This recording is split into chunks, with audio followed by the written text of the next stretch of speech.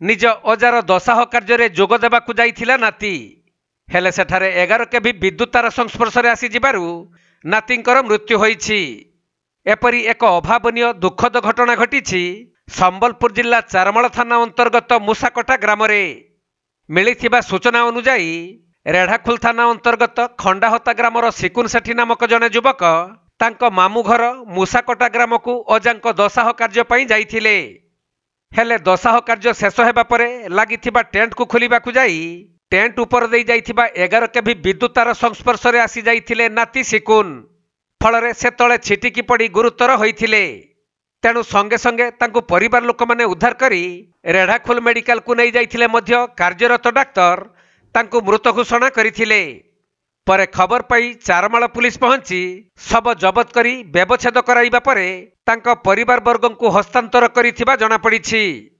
जेउथिपाई तांको परिवार और आत्मीय स्वजनक मध्यरे शोकाकूल परिवेश सृष्टि होइछि। से पठवे चारमाल वाला है भीतर से तो नांदी बोले